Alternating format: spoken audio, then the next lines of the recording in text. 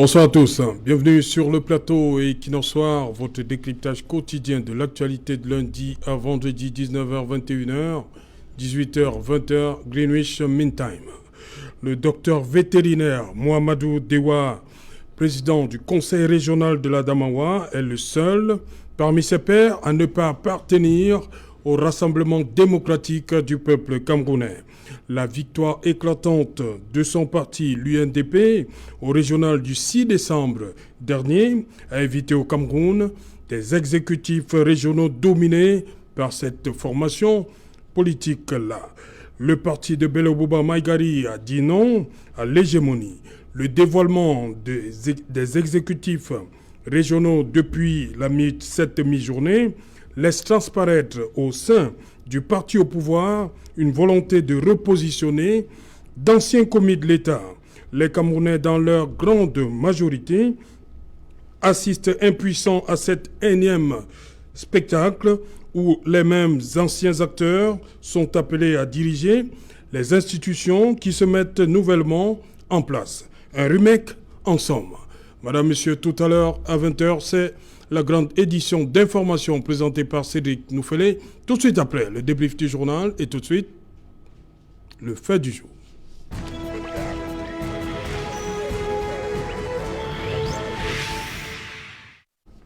Exécutifs régionaux, une affaire d'anciens commis de l'État. Pour discuter de cette question, nous avons invité Eric Pelap. Bonsoir Eric.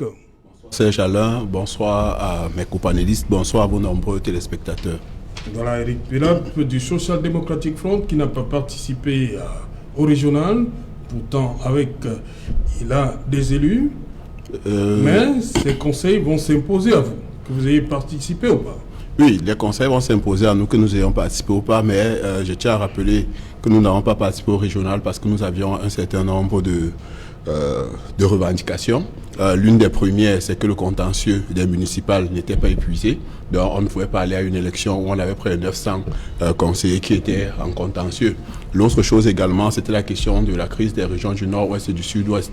Je tiens à rappeler aux uns aux autres que pendant les élections de février, nous avons des camarades sur qui on a tiré, nous avons des camarades qui ont été enlevés, nous avons des camarades qui ont perdu la vie, nous avons des camarades qui ont perdu leur bien. Donc on ne pouvait pas continuer à mettre nos camarades en danger parce que nous souhaitons aller à une élection. Et également, l'une des choses également, c'est que le SDF prône le fédéralisme et dans cette optique-là, il était même incongru qu'on aille à des élections régionales alors que nous souhaitons la fédération pour notre pays. Ok. À côté de vous, Paul Eyoum, bonsoir.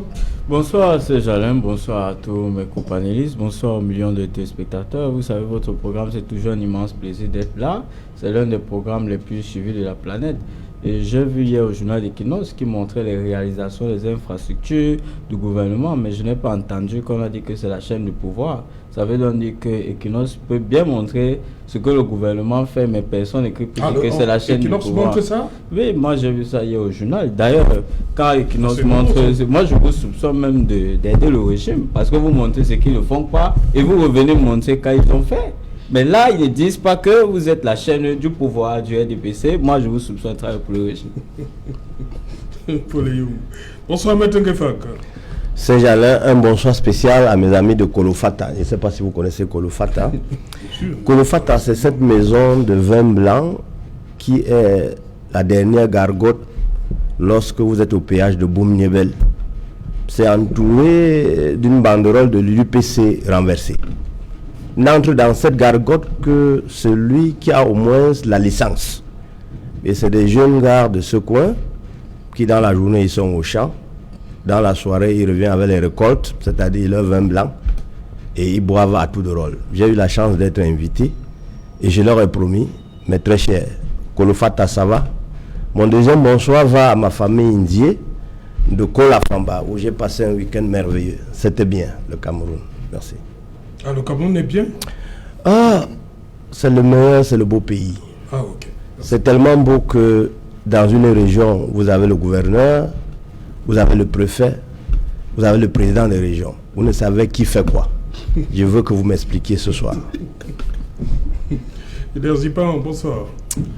Bonsoir Serge Alain, bonsoir à tous les télécopanélistes, bonsoir à vos téléspectateurs. Ouais, il y pense justement, aujourd'hui, on a dévoilé, on connaît maintenant les différents présidents de conseils régionaux. Est-ce que vous êtes surpris par les noms qui sont sortis du chapeau aujourd'hui? Je me permettrai d'abord de faire un devoir républicain, de féliciter ceux qui ont été élus, de féliciter ceux qui ont reçu... Il y a eu élection? Oui, certainement, ils ont eu l'élection de plein droit. Il faut toujours, dans la marche de la République, constater ce qui avance. Même si l'avancée a créé des problèmes, ça nous permet quand même de réfléchir. Donc, les féliciter. Tout en disant que le plus dur est à commencer. Je rappellerai que dès ce soir, on peut maintenant être rassuré que la Constitution du 18 janvier 1996 a pris toute sa forme. Donc, vous pouvez compter le nombre d'années qu'on a mis pour qu'elle puisse prendre toute sa forme. Donc, à partir de là, je pense que je suis à côté d'un juriste. Il pourra nous rappeler que c'est une fois que c'est rentré en possession qu'on peut dire qu'on ne parle plus d'un pays qui a deux constitutions. Aujourd'hui, c'est une seule constitution. Le deuxième élément, c'est que nous constatons, et vous l'avez bien introduit, que dans cet immense plaisir où le RDPC chevauche à grands pas, il n'y a que l'UNDP. Et je rappelle en passant que l'UNDP est allié du RDPC depuis le 7 décembre 1997. Et que l'UNDP est parti de 88 députés, est tombé à 1, puis commence à remonter. Cela atteste de ce que l'UNDP a traversé sa mutation. Maintenant, elle est en train de reconquérir un certain nombre d'électorats. Et le troisième élément que je voudrais dire en endroit de tout le monde, c'est que maintenant, c'est terminé. La prochaine bataille, c'est la mère de toutes les élections présidentielles.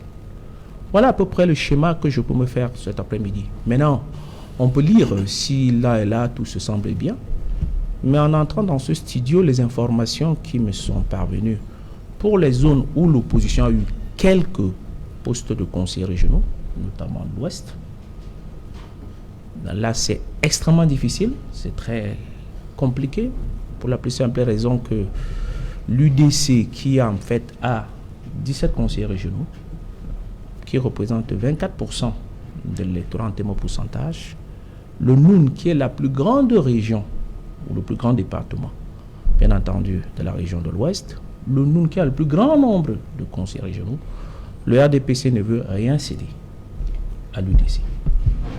Or, les dispositions légales obligent naturellement la composition sociologique et la représentativité de toutes les formations politiques a été présente dans l'exécutif. Le dernier, naturellement, c'est certainement, et qui nous informera de ce qui s'est passé dans les régions anglophones, parce que là, il y a eu les chefs qui ont voté à part et les conseils régionaux qui ont voté à part. Et nous avons vu une image qui commence à circuler sur les réseaux sociaux, celui du Vouri, où on voit le chef du premier degré être le sujet du président régional. Et voilà dans quel repli nous sommes. La tradition, nos cultures sont complètement bafouées sur l'autel de la démocratie. Voilà où nous en sommes. C'est le cliché que je voulais planter. J'espère que tout à l'heure, nous irons prendre quelques éléments pour montrer que, inéluctablement, nous devons faire le fédéralisme. Ça devient irréversible. Éric Pena, vous avez suivi ce qui s'est passé aujourd'hui. Vous êtes surpris de voir ces visages-là? Il n'y a pas de surprise, étant donné qu'on connaissait déjà qui avait été élu pendant les élections du 6. C'est-à-dire que le 6, la composition des différents conseils régionaux était connue. Il était juste une question de donner des postes à un certain nombre de personnes. Et prenons le cas de l'Ouest. Est-ce que vous attendiez le docteur Foucault? Au niveau de l'Ouest, c'est vrai. Beaucoup, dans les réseaux sociaux, on parlait d'une autre personne. Même la presse, même une certaine presse. Non, sauf que cette certaine presse, il y a la réalité politique, qui est la réalité du terrain. Celui qui était pressenti, c'était un ancien manager, mais en tant qu'homme politique, il n'a pas fait ses preuves. Donc, il faut aussi tenir compte de ça. C'est la raison qui... Je ne suis pas militant du RDPC, donc je suis mal placé pour pouvoir déterminer quels sont les éléments, quels sont les critères qui ont permis leur choix. Mais ce que je sais, c'est que celui qui est élu aujourd'hui, c'est quelqu'un qui, sur le plan purement politique, a fait ses preuves, alors que celui qu'on annonçait sur le plan politique, c'est vrai, sur le plan managérial, il a fait ses preuves, mais sur le plan politique, pas vraiment. Maintenant, ce que j'ai envie... Il a perdu à Bafoussam-Premier. Vous savez, dans ces affaires-là, c'est des copains et des copines et on positionne les personnes qu'on veut. C'est que dans ces structures politiques, c'est pas la démocratie qui prévaut. C'est la discipline du parti. Vous avez vu, pour ce qui était de l'élection du maire de ville ici à Douala, vous avez vu ce qui s'est passé. Il y a des candidats qu'on a menacés. Je ne vais pas revenir dessus. Ce n'est pas l'objet de notre réunion, de notre rencontre de ce soir. Mais seulement ce que je retiens, c'est que dans ce parti, ce n'est pas la démocratie qui prévaut. C'est des nominations maquillées sous forme d'élection. Ça, c'est ce qu'il faut retenir. Maintenant, ce que je tiens à dire également, c'est que malheureusement, ces personnes qui sont élues, je profite également pour les féliciter, mais malheureusement, ils sont programmés pour échouer. Ils sont programmés pour échouer tout simplement parce que, il n'y a pas de volonté politique pour que la décentralisation ait vraiment lieu. Ils sont programmés pour échouer parce que le cadre législatif n'est pas encore complet pour leur permettre d'être vraiment opérationnels dès quelques temps. Et également, sur le plan, vous savez, la démocratie a besoin de ressources ou bien pour travailler sur le terrain, ils auront besoin d'argent. Cet argent, on avait prévu 15% des recettes de l'État pour le minimum pour la décentralisation. Je crois qu'on tourne autour de 5%. Cette année, on était à 1%. On est monté à 5%. Il y a également la question de la ressource humaine. Il faut un décret du président de la République pour définir le statut des agents de la fonction publique locale. Ce décret n'est pas disponible. Donc, en réalité, la ressource humaine pour pouvoir faire le travail sur le terrain, ils ne l'auront pas de sitôt. Donc, il faut attendre, je ne sais pas, peut-être on va attendre encore 24 ans que le président de la République puisse signer les différents décrets qui vont permettre qu'ils puissent effectivement faire leur travail. Donc, sur la base de tous ces éléments, je pense qu'ils sont programmés pour échouer. Paul Ayoum, votre regard sur ce qui s'est passé, ce qui s'est dessiné aujourd'hui au Cameroun? Je voudrais d'abord dire, comme mes prédécesseurs, que la réforme constitutionnelle qui fait du Cameroun un État territorial décentralisé, c'est en 1996. Les premières lois sur la décentralisation arrivent en 2004. Donc ça veut dire que c'est depuis au moins 2004 qu'on savait que les régions devaient être là. C'est depuis au moins 2004 qu'on devait préparer les décrets d'application. Parce que même ceux qui vont dans les conseils régionaux actuellement, ils ne connaissent pas les moyens qui seront à leur disposition. Vous avez vu qu'il y a eu le grand dialogue qui a donné le code général sur les collectivités territoriales décentralisées, loi qui a été votée à l'Assemblée nationale, promulguée par le chef de l'État, la loi du 24 décembre 2019, qui disait que les collectivités territoriales décentralisées doivent avoir au moins 15% du budget de l'État pour pouvoir fonctionner. Et vous voyez là, le gouvernement envoie un message clair zéro décentralisation en 2021, tout simplement parce que la loi des finances qui a été votée n'accorde pas les 15% qui devaient aller aux collectivités territoriales décentralisées. Maintenant, donc, où nous allons dans un schéma où même si vous prenez tous les meilleurs joueurs du monde, vous leur donnez un ballon qui est percé, c'est-à-dire une décentralisation qui n'est pas dans le contenu, mais avec des gens qui peuvent avoir des compétences. C'est là où je rejoins Eric, que les résultats risquent d'être biaisés, parce qu'il y a des hommes qu'il faut peut-être, mais la décentralisation, elle n'est pas là-dedans. Deuxième élément, vous avez le problème de la house of chief. Le grand frère, il y passe sur un problème très pertinent. Un chef traditionnel ne peut pas être membre du bureau de la région. Je ne dis pas sur le plan légal, mais je dis sur le plan éthique. C'est pourquoi toutes les régions devaient avoir la chambre de commandement traditionnelle, comme on a dans le nord-ouest et le sud-ouest. La question avait d'ailleurs été évacuée en 91, mais malheureusement, le gouvernement, lui, il a torpillé cela, parce que si tout le monde avait la associative, il y aurait ces chambres de commandement. Troisième chose, quand vous regardez les profils, moi, ma crainte, c'était de voir les anciens fonctionnaires nommés, mais on constate qu'ici, c'est vrai, il ressort des élus, des anciens députés, des maires, le président même de l'Ouest, le président régional de l'Ouest, dans le littoral, c'est les anciens élus. Mais quand on connaît la façon dont leur parti désigne les élus, qui est quasiment une nomination, on n'a pas eu le cas à la mairie de ville de Douala, on a la crainte de se demander est-ce qu'ils vont servir les populations ou ceux qui les ont amenés à être présidents des régions. C'est là où toute la question se pose. Et maintenant, là où on peut dire qu'il y a eu un peu quelques surprises, c'est que les noms qui étaient annoncés dans le littoral, dans l'ouest, c'est pas les noms qui sont sortis à la présidence de la région. Par contre, dans le centre, sans surprise, M. Gilbert Timiévouna, à qui on peut mettre l'actif d'avoir géré la mairie de Yaoundé, d'avoir modernisé, après même le feu Emma Basé, d'avoir encore modernisé Yaoundé, on peut le lui concéder. Mais la question est, est-ce qu'on ne pouvait pas aussi au niveau de la région du centre renouveler avec d'autres hommes? Et là-bas, il y a un autre problème, parce que vous savez que même dans les régions, il y a les problèmes de représentation des départements. Nous, par exemple, nous qui sommes dans le Voé, nous savons qu'il y a toujours la polémique au niveau de la mairie de Douala, nous autres les Douala par exemple. Donc le fait qu'on n'ait pas la présidence régionale, je crois que peut-être on peut considérer que ça c'est quelque chose d'équitable. Mais par contre, dans le centre, il y a des gens qui peuvent vous dire qu'ils auraient choisi que ce soit quelqu'un qui ne soit pas du Fundi. Du Fundi, je crois, du Fundi. Donc, c'est peut-être la question qu'on peut se poser là-bas. Et pour chuter, l'UNDP, pour répondre à M. Zipan sur le cas de l'UDC, l'UNDP a la majorité des conseils régionaux dans la Damawa. L'UNDP, c'est les conseils régionaux là-bas, mais l'UNDP a tous les sièges dans la Damawa. En violation de la loi.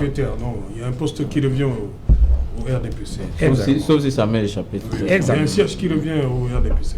Maintenant qu'il faut votre lecture, déjà, on termine ce tour de table avec ça, avec ce qui s'est passé aujourd'hui. Saint-Jalin, ma lecture première est celle de savoir que le pouvoir État a réalisé en la forme ce qu'il avait promis. L'élection présidentielle, les municipales, ensuite, voilà les régionales. En la forme, le pari est gagné.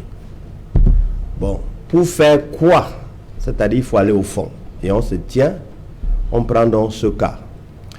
Au fond, je regarde l'essentiel, le cadre normatif.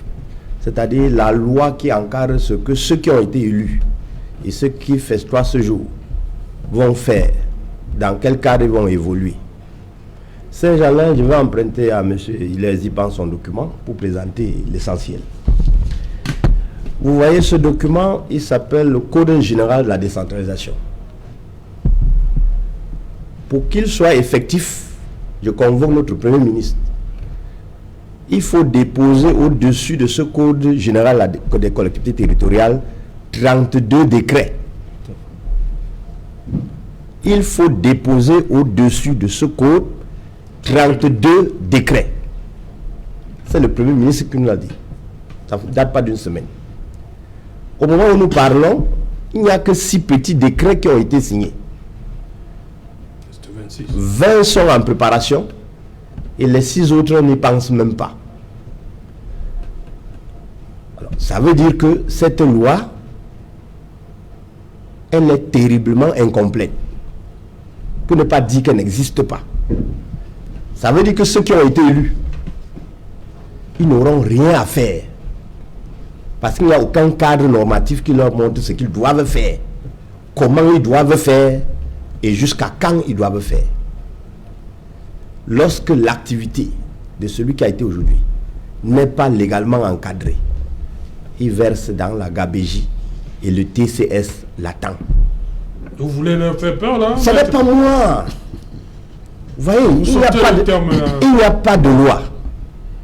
Et votre thème, si je le lis bien, une affaire d'anciens hauts commis de l'État, c'est-à-dire ils sont à la retraite et on les accompagne sous cette forme à une bonne retraite apaisée. C'est-à-dire allez vous reposer là-bas. Même la loi pour travailler, il n'y en a pas. Il n'y en a pas encore, maître. Bon. Ajoutez tout ce que vous voulez comme qualificatif. Pour l'heure, il n'y en a pas. Il n'y a pas. Et si ça prend le temps que ça prend, vous voyez, même en 2035, on ne sera pas proche de la moitié des 32 décrets. Donc, c'est un gouffre inutile à sous qui venait d'être créé. Et de deux, mon deuxième constat est celui de la destruction de la culture. Je me souviens, en classe de terminale, notre professeur de philosophie disait « Celui qui a tout perdu est celui qui lui reste au moins la culture. » Lorsque vous avez tout perdu, ne perdez pas votre culture. À travers ce que nous venons de voir, les Camerounais sont en train de sacrifier même leur culture. Je me demande bien, est-ce que les gardiens de la culture au Cameroun, ils sont conscients de ce qu'ils sont en train de faire? Ils détruisent au rythme du RDPC la culture du Cameroun. Il faut que les spécialistes de la communication, les enseignants par région, les professeurs par région, se retrouvent dans leur chefferie, donnent les cours de recyclage sur la culture à ces messieurs. Nous n'allons pas refaire le Cameroun. À défaut, il faut qu'ils relisent l'aventure ambiguë. Parce que là, nous sommes vraiment en droite ligne dans ce que la Grande Royale décrivait. Ce qui se passe heurte les consciences. Nos chefs n'ont plus de valeur. Ce sont nos cultures qui se meurent à travers de petits textes concrets pour caser les retraités qui n'auront rien à faire. Voilà le premier constat que je peux faire, Serge. Voilà, Hilaire Zipan, l'article 307 du Code général, dans son alinéa 2, dit « Le président du conseil régional est une personnalité autochtone de la région élue en son sein pour la durée du mandat du conseil, c'est-à-dire 5 ans. » Il y a quelqu'un qui pense qu'aujourd'hui, ce jour, il y a eu autochtonisation de la décentralisation. Oui, ça peut être un angle d'approche qui peut permettre à ce que l'on puisse ressasser ou retrouver notre assise traditionnelle. Ça peut pris sur cet angle-là, c'est possible. Mais c'est dans l'expression démocratique qu'on peut avoir des écueils dans cette approche-là. Mais si nous attendons sur la philosophie de cette loi, et je pense que là, Maître Ngueffer l'a dit, il y a beaucoup de manquements. Il est dit également que le conseil est constitué du conseil et du président. En même temps, il y a un premier vice-président qui est élu au suffrage direct. Quand bien même il est élu au suffrage direct par le conseil, il n'a Hilaire Zipan, la personne qui fait la remarque pense que pourquoi forcément un autochtone à la tête des régions? À partir du moment où nous prenons l'angle de la nationalité qui vous donne le droit d'appartenir à la République, ce débat-là peut être ouvert, mais c'est un débat philosophique qui n'a pas d'ancrage juridique. C'est pour ça que je ne voudrais pas qu'on se jette dans ce débat philosophique qui va être sur la profondeur. Et le maître Ngueffer l'a dit. À partir du moment où une société n'a pas de repères sur le cadre anthropologique, culturel, traditionnel, elle a du mal, cette société-là, à se projeter dans la République. Et en cela, vous avez toute votre question à toute sa place. Mais les contradictions ne sont pas que philosophiques dans cette approche de discussion légale. Et je viens de vous donner un des exemples qui montre qu'au-delà du fait qu'il appartient même à l'autochtonie, il n'en demeure pas moins qu'il y a problème. Vous ne pouvez pas avoir un président du conseil qui est élu par le conseil, un premier vice-président qui est élu par le conseil et dit que la représentation du conseil face à tout l'ensemble, c'est seulement le président. Il y a un problème de droit fondamental qui me pose un problème, moi. Et il y a des questeurs, il y a des secrétaires. À quoi ils servent si tant est que pour répondre devant toute la région, seul le président a compétence? Cela pose un problème. Moi, je questionne un peu pour que tout à l'heure, pour que les téléspectateurs comprennent que nous ne sommes pas là pour discréditer, mais nous constatons que l'avancée crée plus de problèmes qu'elle ne résout. Parce qu'il était plus facile de copier que de vouloir créer quelque chose qui est plus complexe. En ce sens qu'on aurait dû copier ce qui se passe dans la zone anglophone et complètement le faire de ce côté. C'est vrai, il y a eu une avancée. Je rappelle, j'ai l'habitude de dire que quand vous êtes un homme politique, vous n'avez pas de la profondeur dans l'histoire, vous avez du mal à vous encadrer. En 1961, pour ceux qui ont pris le temps de lire un peu, je me suis exercé dans tout là, John Gould Foncha, dans la négociation de Fumban, a tout un paragraphe sur la chambre des chefs, dans la négociation qu'il a faite à Fumban. Quand vous allez à Fumban, vous trouvez ces archives-là. Donc, Aïdjo l'adopte, nous sommes en 61, mais aujourd'hui, 50 ans après, on le met de côté et on essaie de créer quelque chose qui est difficilement applicable. Le deuxième élément, c'est en termes de comparaison. Ici, ça s'appelle conseil. De l'autre côté, c'est-à-dire que 10 km plus loin, on appelle assemblée. Alors, je ne suis peut-être pas un très grand spécialiste du droit, au-delà du décret dont a dit M. Ngefak. Je pense qu'une assemblée vote des lois, elle ne vote pas des délibérations. Alors, qu'est-ce qu'on va voter donc ceux qui seront de l'autre côté? Des délibérations ou des lois? Un autre problème que ça va poser. Et enfin, la disposition de l'article 487, c'était pour verser des éléments dit article 487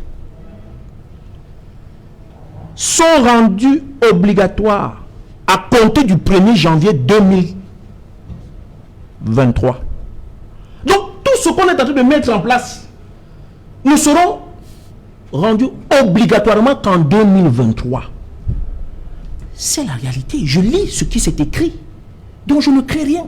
Donc, vous voyez que, comme disait un peu quelqu'un ici, pour qu'on ne dise pas que le plateau a tendance à vouloir discréditer ce que fait, mais de vouloir apporter des éléments pour dire qu'on ne peut pas se projeter dans l'immédiateté en mettant tous ceux, je sais pas moi, tous ceux m'attaquant, toutes ces dispositions, et dire que ce ne sera effectif qu'en 2023. Et là, ça pose un problème. Ça pose un problème. Donc, en fait, ils sont élus pour faire quoi jusqu'en 2023? Entre le personnel, entre les locaux, entre les dispositions financières, entre le budget, entre les projets. Et là encore, il y a encore un autre problème. C'est que quand même vous aurez le projet, vous allez être obligatoirement assujetti aux dispositions légales de passation de marché qui lui est centralisé. Et vous êtes décentralisé. Je ne sais pas, je ne sais pas, Amine, je ne sais pas ce qu'on veut. Est-ce qu'on veut résoudre le problème ou est-ce qu'on veut créer d'autres problèmes? Et j'ai dit que dès ce soir, les gens vont voir la limite de la Constitution de 96. Et il est bon que les Camerounais se préparent plus que jamais à aller vers le fédéralisme. C'est la seule solution pour régler le problème. Parce que parler français ne fait pas de vous un Camerounais. Parler anglais ne vous fait pas de vous un Camerounais. On est Camerounais parce qu'on appartient à un territoire bien déterminé. C'est ça qui fait de nous la nation. C'est la nationalité qui vote et non la langue que nous utilisons pour nous exprimer. Ce n'est pas le français et non l'anglais. C'est la nationalité qui vote.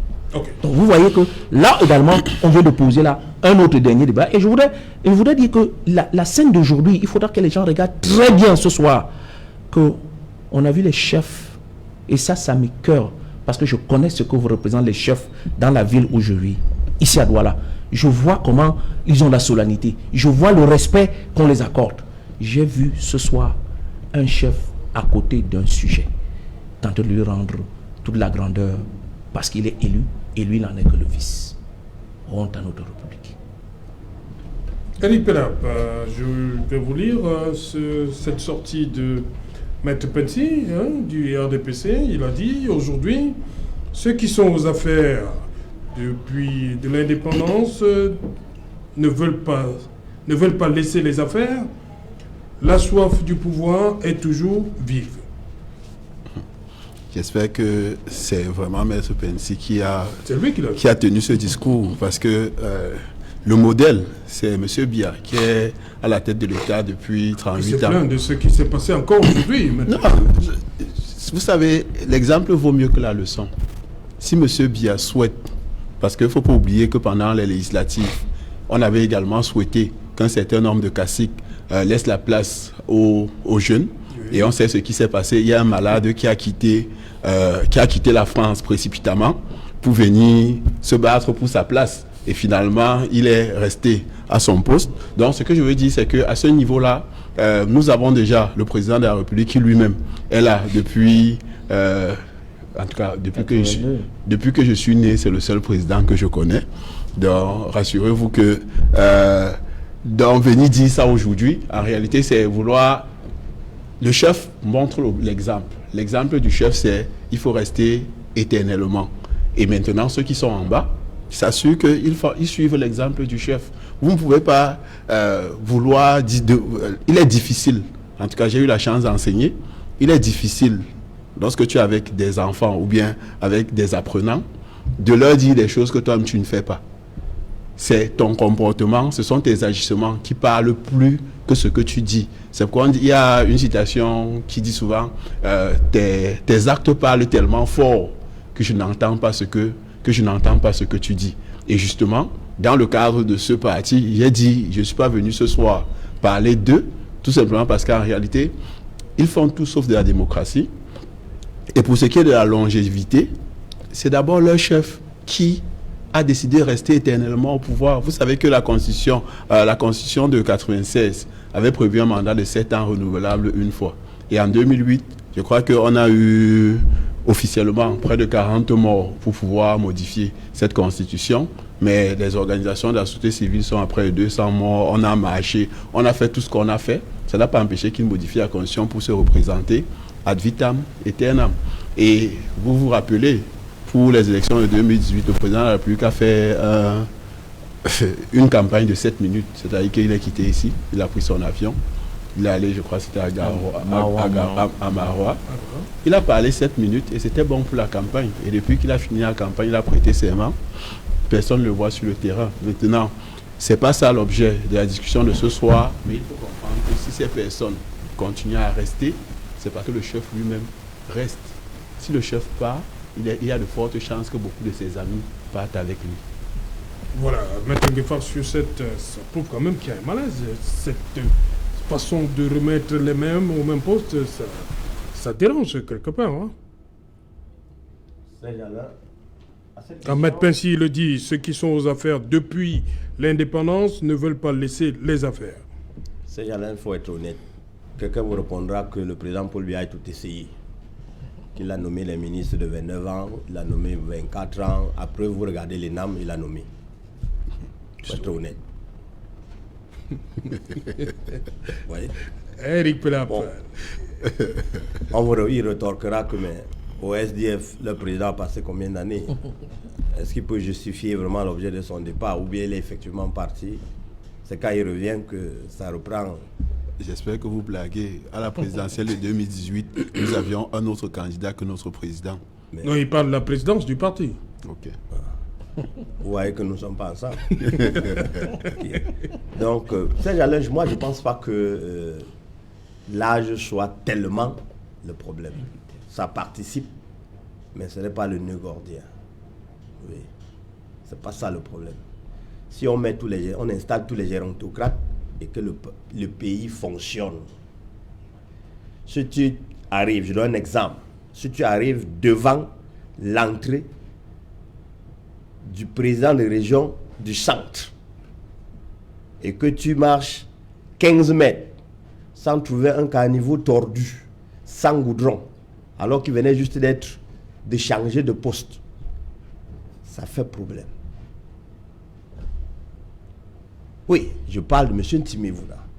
Quand vous êtes devant son portail, à votre gauche, 15 mètres, la route est pourrie. Pourrie depuis quand? Depuis qu'il n'est plus délégué? Je ne sais pas pourquoi. Non. Vous voyez le reste. Vous prenez cet exemple pour nous dire quoi? Je donne pour dire que il paraît que depuis qu'il est parti, la saleté s'installe à Yaoundé. Devant sa porte. J'ai vécu. C'est notre pays. Ça veut dire que lui, s'il restait peut-être, on aurait autre chose. Bon, seulement voilà. Il reprend peut-être les commandes de quelque chose. Est-ce qu'il pourra travailler aux côtés du préfet, travailler aux côtés du gouverneur, travailler aux côtés du maire de la ville? Qu'est-ce qu'il vient faire? Voilà les vraies questions. On attend 2023. Donc, vous comprenez donc avec moi que c'est un reposoir. Il faut attendre 2023. Non, c'est une grimace. Nous devons dire autrement les choses. Il faut que ceux qui veulent vraiment le bien de ce pays, qui prennent du recul, qui ne travaillent pas pour satisfaire la curiosité de la communauté internationale, qui veut voir si les rapports montés sont sérieux ou sains. Non. Vous vous trompez, vous ne trompez personne, vous vous leurrez. Ceux-là, ils vous regardent, ils se moquent de vous. Voilà. Il faut travailler pour le peuple. Il faut travailler pour ce peuple. Voilà un texte qui est signé. On dit qu'il entre en vigueur en 2023. Mais vous allez voir les budgets qu'on va allouer à ces messieurs. Et à la fin, aucun compte rendu. Donc on vous dira c'est les vieux. Et ces vieux-là vont montrer cet exemple à leurs enfants. C'est-à-dire qu'il faudra plus de 70 ans pour dépoussiérer ces cerveaux qu'on a envenimés avec ces pratiques. Ce n'est pas bon. Oui, Paul You. J'ai un grave souci, c'est que je suis en train de constater que de plus en plus, on risque de parler de fédéralisme. Je vais vous expliquer pourquoi. À l'époque, il y avait un délégué du gouvernement pour la communauté urbaine de Douala, Tobiko, qui était président du conseil municipal. Ça veut dire que si se levait, décidait que la route passe ici, le lendemain il passait. Après lui, tout le reste des délégués, ils n'avaient plus ce pouvoir. Il y avait la tutelle. Aujourd'hui, on va dans un schéma où le président de région, le gouverneur est là. Que fait le gouverneur? Il peut faire un travail administratif de régulation. C'est soit peut-être un préfet de région, puis changeons, mais ça comme on veut. Mais le président des régions, puisque lui, il est élu, ça va se passer comment avec le gouverneur et les services déconcentrés? Il faut donc qu'on sache, est-ce que nous sommes d'un bicéphalisme où nous allons mettre en place un vrai bureau régional qui va être dans le cadre de la décentralisation? Et vous allez constater que dans le NOZO, il y aura un problème. C'est pour ça qu'on va parler de fédéralisme. C'est que là-bas, on est en train d'observer ce qui se passe dans la zone anglophone. Non seulement depuis, ils crient qu'il y a un problème d'autonomie qui n'existe pas. On parle du statut spécial dont il n'y a rien dans le contenu. La loi ne dit rien. Ce n'est pas clair. Ensuite, il y a le problème de l'élection qui vient de se passer des régions où il est, vous avez parlé de 2023, pendant que la crise, elle est due depuis 2016. Croyez-vous qu'en ce moment, ils sont rassurés par ce qui est fait? Je vous ai parlé tout à l'heure de la loi des finances qui, en 2021, ne tient pas compte des au moins 15% que nous avons mis dans la loi. Ça veut dire que le gouvernement montre clairement qu'il n'a aucune intention d'aller vers une décentralisation réelle.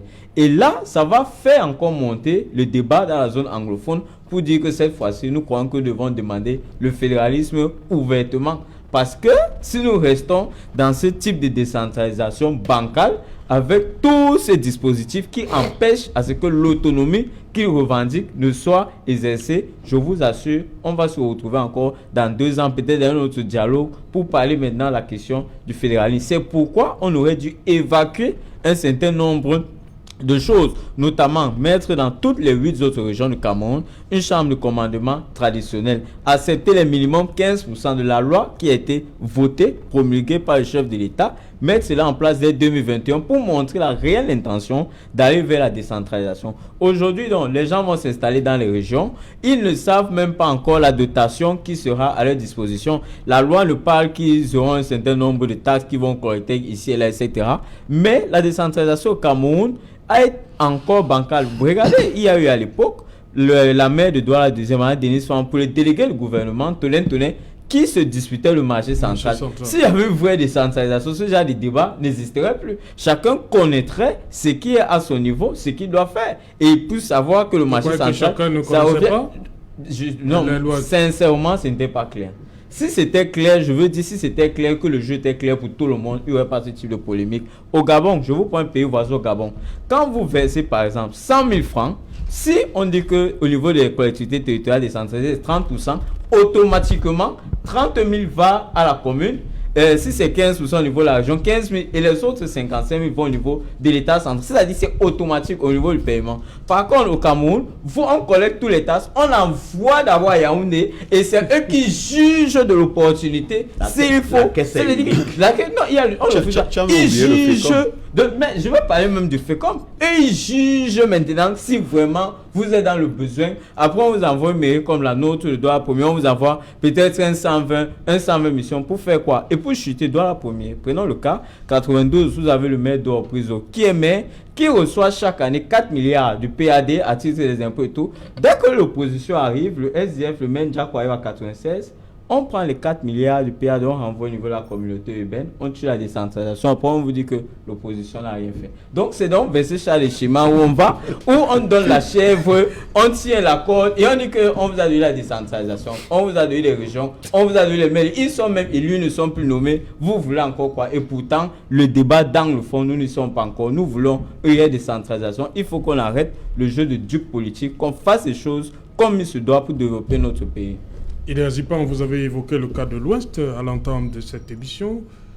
Qu'est-ce qui coince?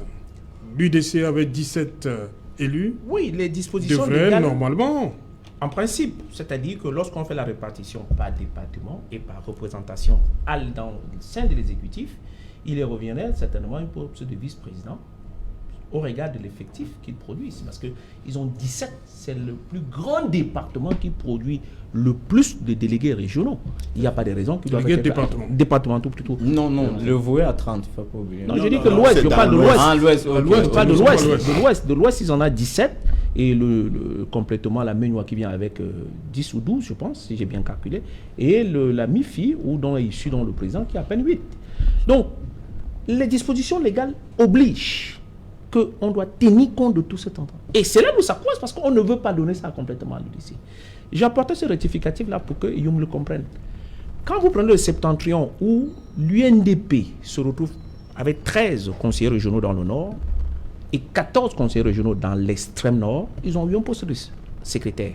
Et lorsque vous faites la proportion par rapport à la grandeur des postes et la représentativité, vous faites un pourcentage là, vous vous rendez compte que ça les ramène complètement à cette proportion-là. Mais à l'UDC, c'est minimum la vice-présidence, pour ne pas dire au moins. Et je rappelle aussi en passant, peut-être les gens ne savent pas, le département du Noun, en termes de superficie, qui a été l'un des critères pour désigner le nombre de cantons, constitue à lui seul la moitié de toute la région de l'Ouest. C'est-à-dire que l'Ouest, ça fait 55%. 55%. Bon, donc, vous voyez que et quand on va léser, on va construire notre frustration et cela va se compliquer et on aura des problèmes encore. Je voudrais apporter 2 petits éléments dans ce dispositif de loi. Les chefs sont des auxiliaires de l'administration. À ce titre, ils sont du pouvoir déconcentré. À ce titre. Ils sont maintenant élus dans le pouvoir décentralisé. Je ne comprends pas trop bien comment ils vont fonctionner. D'un côté, ils ont pour chef le sous-préfet et de l'autre côté, ils doivent répondre aux conseils régionaux. Non, soyons un peu sérieux. Je vous assure, je veux dire que ça va créer plus de problèmes que ça va... Depuis le début, j'étais au grand dialogue, j'ai été à cette commission, j'ai dit que ça ne va créer que des problèmes. Parce qu'elle est précipitée, cette loi. Elle n'a pas pris en compte tous les contours de notre... Et on a voulu régler un vrai problème posé par les anglophones par une mauvaise solution. Parce qu'en fait, c'était ça. On ne voulait pas donner le mot fédéralisme. Maintenant, on est en train d'aller inéluctablement. C'est la vérité. Parce que je ne comprendrais pas qu'un chef du premier degré qui est respecté dans la localité de Douala soit complètement le sujet d'un quelqu'un. Je ne comprendrais pas ça. À quel titre donc il me donnera les ordres, moi qui suis complètement un élu local? Il n'y a plus. Saint-Jalin, je me pose toujours une question et je cherche à comprendre. À l'heure actuelle, entre le préfet, le gouverneur, le président des régions, qui fait quoi dans l'intérêt de ce peuple? Pourquoi autant de cumul? À côté, il faut y greffer encore le maire de la ville. Mieux encore, il y a un secrétaire général nommé à l'intérieur de la région. Pas le président de la République. Même pas le président de la République. Saint-Jalin, je me pose toujours cette question. J'ai même essayé de lire sur le comportement des régions en Europe. Ce n'est pas comme ça en France. Qui est notre pays d'exemple. Nous sommes les meilleurs élèves là-bas. Mais ce n'est pas comme ça. Trop archaïque. Ça détruit le peuple, ça détruit le pays. Il faut repenser et faire autrement. C'est tout ce que je peux dire. Éric Pénal, pour sortir. Comme je l'ai dit à l'entame de l'émission, nous sommes pour le fédéralisme. Donc en réalité, nous pensons que l'État fédéral permettrait de régler un certain nombre de problèmes. Mais pour le moment, on est allé vers la décentralisation. Il y a un certain nombre d'écueils que tout le monde a relevé. Donc il est juste question de voir comment... Merci. Madame, Monsieur, dans un instant, le 20h de Cédric, il est déjà là. Bonsoir Cédric, au menu ce soir.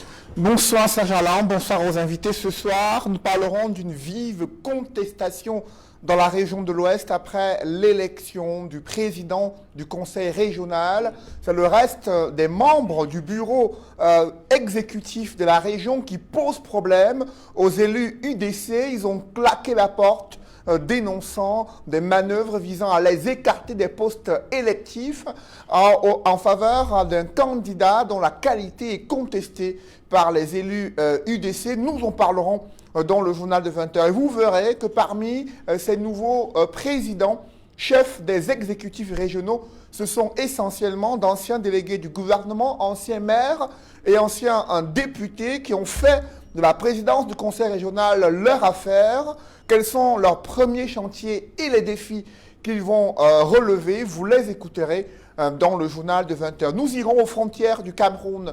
D'abord la frontière Cameroun-RCA qui subit les affres de la lutte contre les groupes armés rebelles à quelques jours de l'élection présidentielle, et le Cameroun également qui a ratissé toute la frontière entre les pays voisins et du côté des villes, des localités situées dans l'Adamawa, afin d'avoir le cœur net sur les velléités attribuées à un groupe qui serait en train de se préparer pour attaquer le Cameroun. Quelle est la situation sécuritaire aux portes d'entrée du pays? Nous en parlerons dans le journal de 20h. Et l'ambiance reste toujours morose. Pourtant, nous sommes à moins de 72 heures du réveillon de Noël. Quel est l'état d'esprit des Camerounais? Nous prendrons leur pouls dans le journal de 20h, à suivre dans quelques instants. Serge Alain. Voilà, justement, dans quelques instants, ce sera le développement de tous ces titres dans le 20h de Cédric Noufélé. Quant à nous, on se retrouve après pour Equinox Soir, deuxième partie, le temps du débrief, toujours en compagnie de nos invités. Dans un instant donc, je vous l'ai dit, c'est le 20h de Cédric Noufélé. Lance du 21 au 29 décembre 2020 l'emprunt obligataire par appel public à l'épargne. BDAC 5,45% net 2020-2026.